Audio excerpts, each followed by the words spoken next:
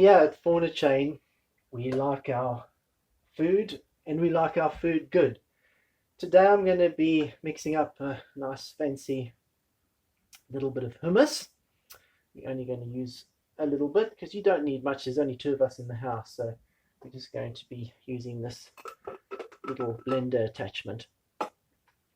What I'm going to be putting in is half a squeezed lemon, or the juice of half a lemon, one garlic clove.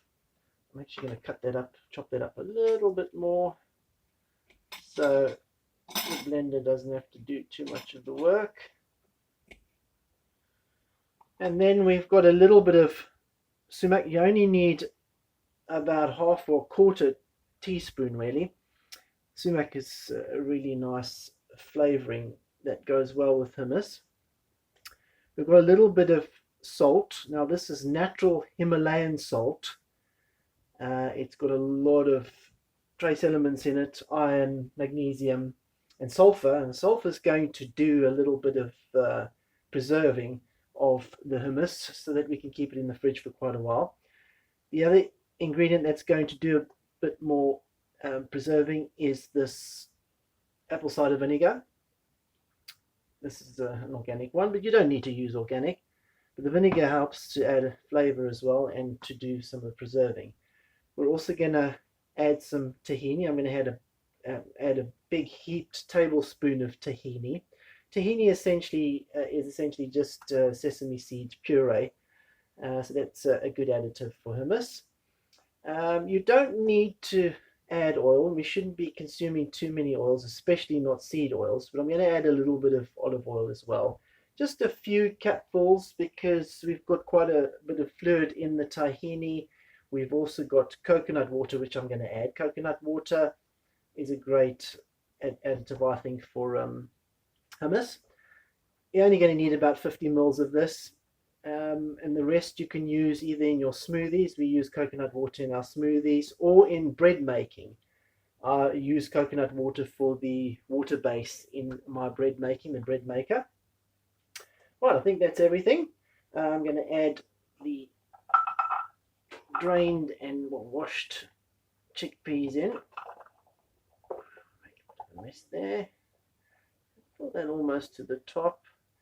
It doesn't quite use up a whole tin of chickpeas, so you can use the other chickpeas for something else. Let's squeeze that lemon juice in there without making too much of a mess. Again, the lemon juice is also going to be a bit of a preservative. Some of that lemon into there. Okay, that's done. Let's get the garlic in there.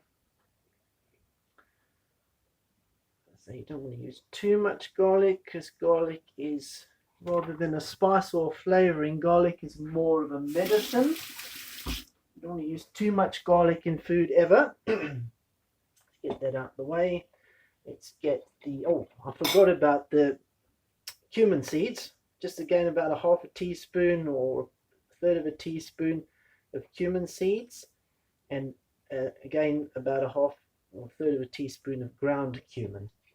So those are the only spices you need to put in there. A bit of salt, as I've spoken about. There's the sumac going in, which is a lovely bit of flavoring, and it does well in hummus. Right, let's put that on. Get that. That's not quite in properly. That's great. Oh no, what I need to do, add the fluids, silly me, into zestful here. So we're going just putting about 50 milliliters of coconut water in. You just want to make it a bit runny so that the blender blends it all uniformly. It needs to be quite watery for that to happen. Put a few cupfuls of vinegar in, just to add that flavor as well, and a bit of preservative. Right, so those are the fluids. Add a bit of olive oil, just a few cupfuls. nothing over the top, because there is actually a fair bit of oil already in the tahini, which we're going to add now. So this is, I'm going to put a nice big tablespoon of tahini in there. And it also adds some really nice flavoring to hummus. Go overboard a little bit with that. That's not going to do any harm. Over there, close that up. Wipe my hands a bit. Let's put this back on.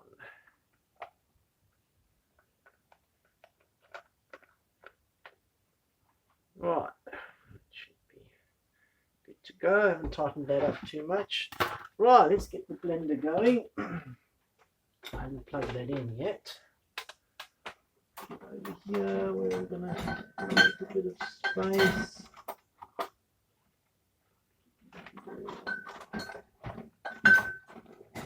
So many things in this little kitchen. Right. Now, it should be good. Let's see how it goes. Put that in there. That fits in there.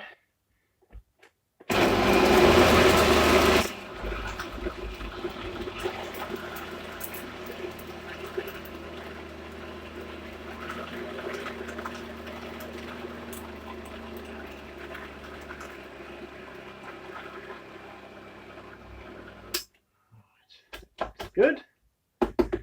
Mixing up nicely there.